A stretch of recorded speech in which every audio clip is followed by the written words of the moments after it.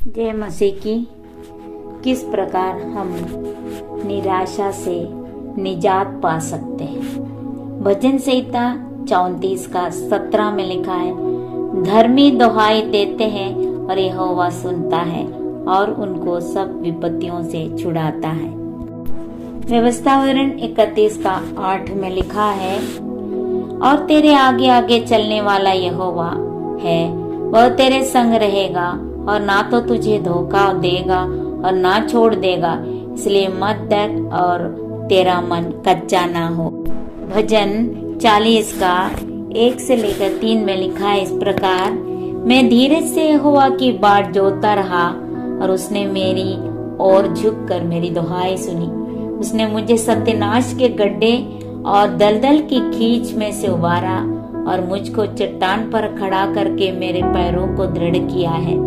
उसने मुझे एक नया गीत सिखाया जो हमारे परमेश्वर की स्तुति का है। वो तेरे यह देख कर डरेंगे और यहोवा पर भरोसा। यशायाह भविष्यद्वक्ता 41 का 10 में इस प्रकार कहता है, मत डर क्योंकि मैं तेरे संग हूँ, इधर उधर मत ताक क्योंकि मैं तेरा परमेश्वर हूँ। मैं तुझे दृढ़ करूंगा और तेरी सहायता करूंगा, अपने धर्ममय दाहिने हाथ से मैं तुझे संभाले रहूंगा।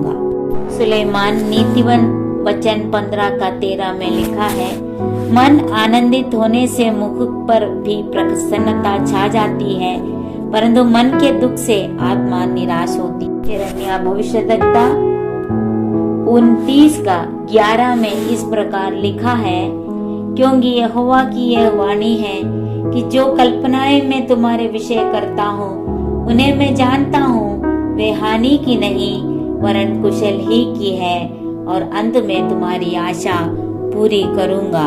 और इसी में 1 का 19 में लिखा है, वे तुझसे लड़ेंगे तो सही परंतु तुझ पर प्रबल ना होंगे, क्योंकि बचाने के लिए मैं तेरे साथ हूँ, यहोवा की ये वाणी है।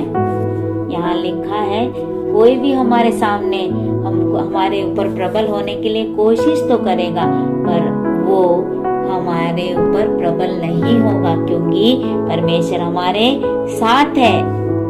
भजन संहिता में दाऊद 37 का 23 और 24 में इस प्रकार लिखा है, मनुष्य की गति यहोवा की ओर से दृढ़ होती है और उसके चलन से वह प्रसन्न रहता है।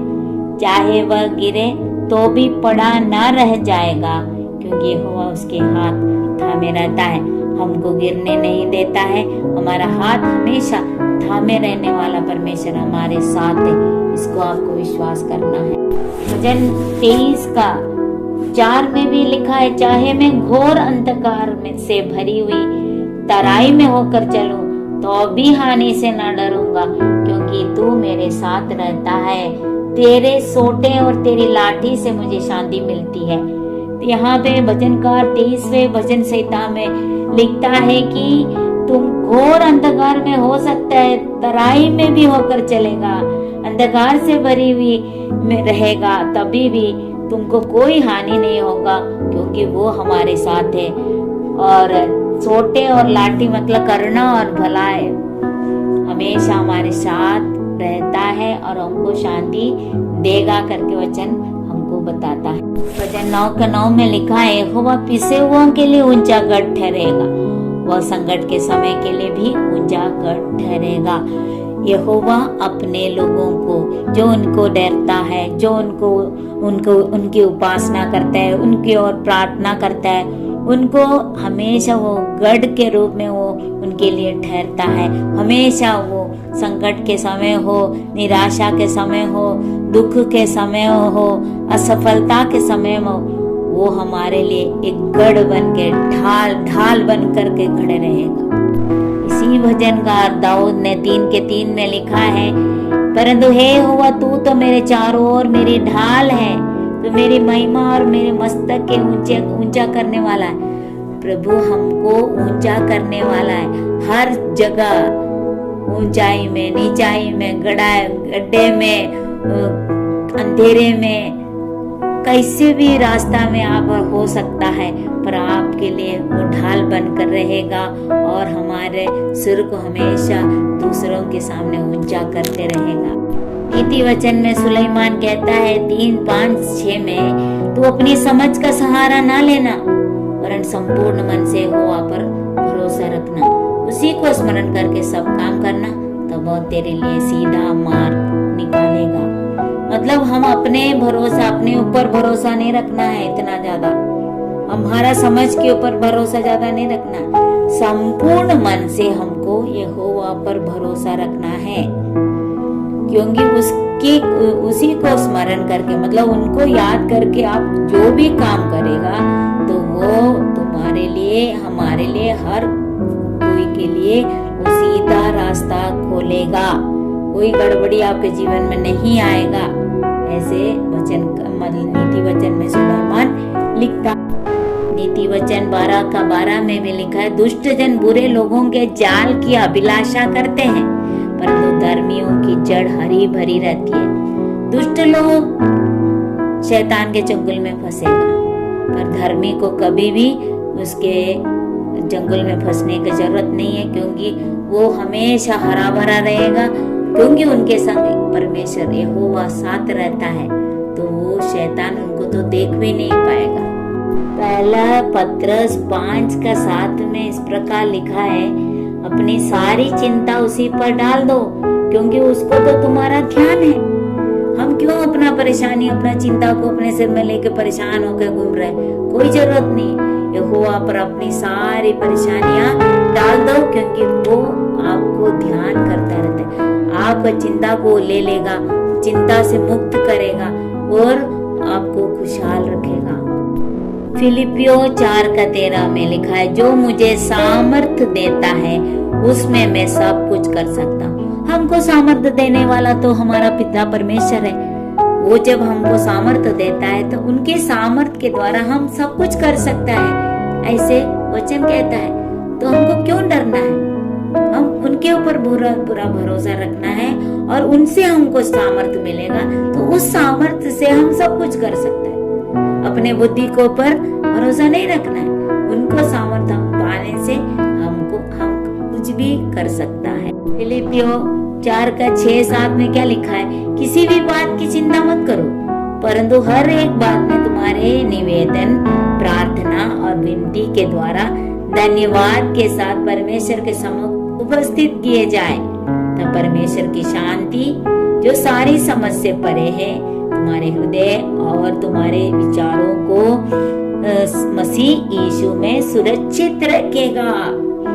वचन कहता है कि तुमको कोई जरूरत नहीं चिंता करने का, हर बात में हमको सिर्फ ये करना है, प्रार्थना, विनती, निवेदन और सब धन्यवाद के साथ उनके समूह में रखो और सारे शांति, आनंद, खुशी आपको देगा करके वचन कहता है। यूहन्ना 16:33 में इस प्रकार लिखा है, मैंने ये बातें तुमसे इसलिए कही है कि तुम्हें मुझ में शांति मिले।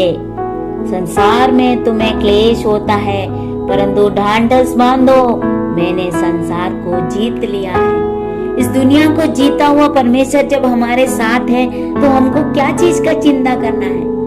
वो हमको शांति देता है।